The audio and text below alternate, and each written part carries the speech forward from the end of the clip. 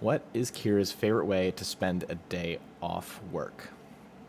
I think her plan. I'm not gonna go with like just one specific thing. I'm gonna kind of plan her day out. So she wakes up. I think she's gonna work out. She's gonna have a nice breakfast after that. I think she's gonna journal. Make sure she plays with Leo a little bit. But the most important part of Kira's day off is that she goes nowhere. She has a true day to just stay home and do nothing. Actively do nothing. That's her dream day off from work, in my opinion.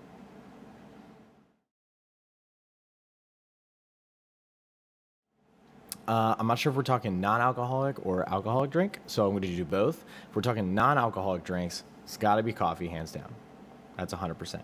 If we're talking alcoholic drinks, she's definitely a wine drinker. She prefers Sauvignon Blanc. But if we're talking like a cocktail, her go-to is the Cosmo.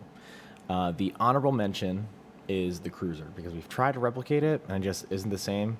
So I guess that just means we got to go on more cruises.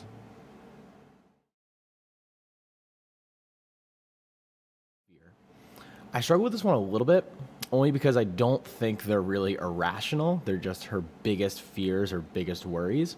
The first one, which she says is irrational sometimes, is being cold in a very warm location or climate. If she has any inclination that she might get cold, even if it's 98 degrees and going to the beach, she is going to bring a jacket, always. But the other fear she has, I don't know if it's like a fear or just like she really hates it, is like, any sticky things. As soon as like a sticker is on a surface, she will not touch it, right? Um, especially, she's told me, is temporary tattoos. Absolutely not. Absolutely not.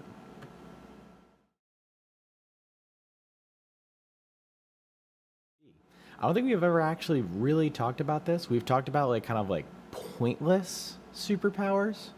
But I think, and we may have different actual powers here, but I think we might get to the same conclusion. Is I think teleportation, mostly because I automatically think of her commute to work, so she wouldn't have to take Patco anymore. She wouldn't have to drive to the train station. She wouldn't have to walk to work from Patco anymore. She could just go. And also, if she can teleport, that means she no longer has to find parking in the city. So I think that's a win.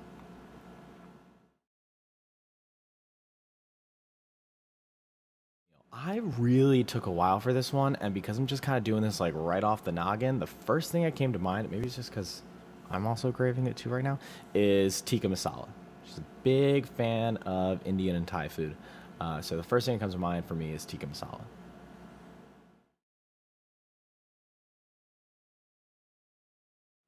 I say that Kira's love language is acts of service, and physical touch.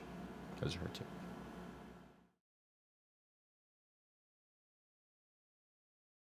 It's just some good old trash TV.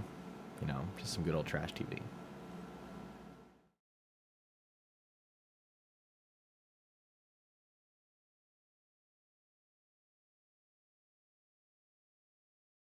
All right. I'm going to have to do both. The first thing I think is personality wise. Her presence is a very confident presence. Immediately from the Hinge profile, she listed everything she wanted. She listed everything that she believed in. There was no hiding anything. Everything was like, this is it, take it or leave it. And I took it. So I really liked how confident that was. Our first date, it was very confident in her appearance. She wore this really badass leather jacket on our first date, and I still remember that to this day. What she said, how she listened, everything was just very confident. If we're going to have to go by looks wise, appearance wise, I really love her long hair. I think it frames her very well. It just fits her very well. I just think it's so pretty.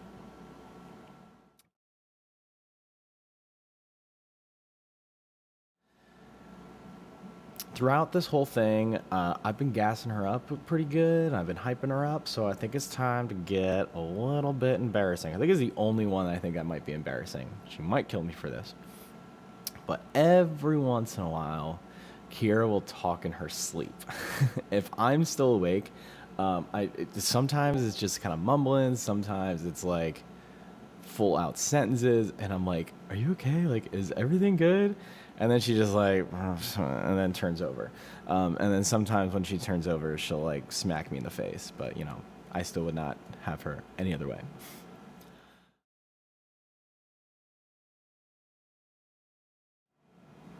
Real sorry if there's any of the EY crew here. We love you. I promise. I swear. But my proudest moment is when she left EY, not because I'm like, yeah, down with EY, but more so because that's such a huge step.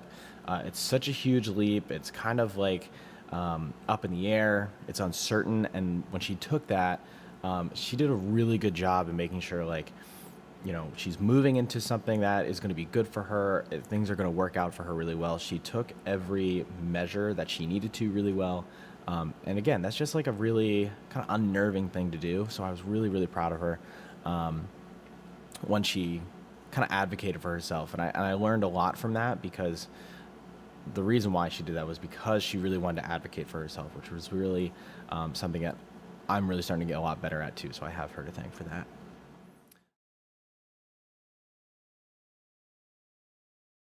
It kind of goes with the thing I was attracted to, and also the proudest moment. And the three words I use are confident girl boss. Anytime she's got like kind of a rough day at work, I make sure that we use that wine glass that says girl boss on it, because that is her to a T. And I don't mean like bossy. I mean like, girl boss. We know.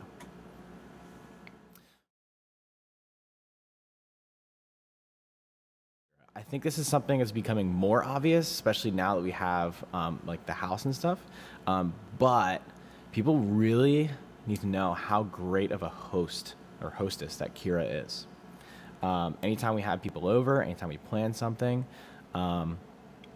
she goes above and beyond. So I will give everyone a couple seconds here to clap it up for Kiera, all her family, her bridesmaids that are hosting this party. I'll give you a minute.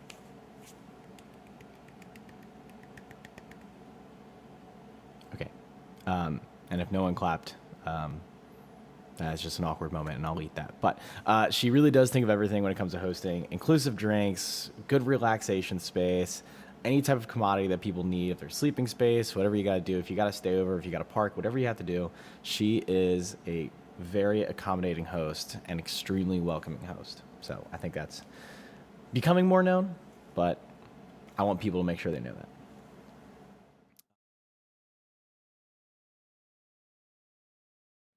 I have two, one more serious and one not so serious. The not so serious one is she has not seen almost any movies. And every single time, like, I'll reference a movie or I'll talk about something, I'll be like, oh, it's like this. Or like I make a quote from something, and she's just kind of like, okay. So it surprises me every time I hear like she hasn't seen some things, but we're working on that. But the more serious thing is her knowledge of Philadelphia. When I was really getting to know her, her knowledge of the city of Philadelphia is awesome. Obviously, she lived there for years and stuff like that. But like, someone being a history teacher, I thought I was like, I know my city. No, she knows her city. So that was really cool.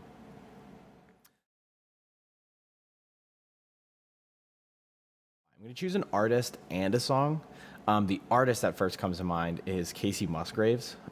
When Kiera started coming with me to bowling when I was bowling in Norristown, we used to just like kind of trade on and off of who was going to play DJ on the trek to Norristown. And the first thing that comes to mind is Casey Musgraves, because that was the artist that we listened to when I bowled my first 300. So we always joke that like, oh, I got to get that ball signed by Casey Musgraves.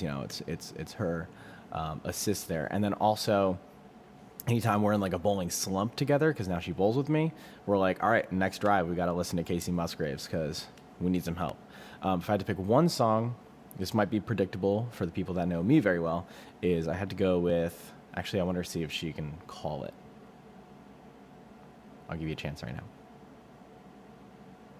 I'm gonna go with "You and Me" by Dave Matthews Band. I know, shocker, that know my obsession with Dave Matthews Band, but the song is all about like a partnership, and not just the great partnership, but the partnership that with each other they can get through absolutely anything. So love that one.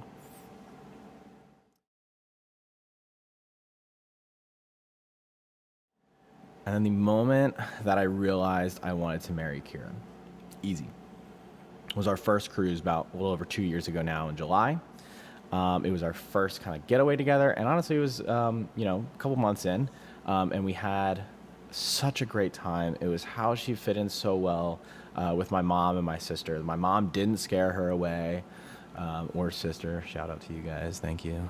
Um, but how much fun she was to be around. How she let me kind of go off and do my thing as well. Like she wasn't afraid to hang with she just met my mom, my sister for the first time pretty much on this cruise and just instantly blended in.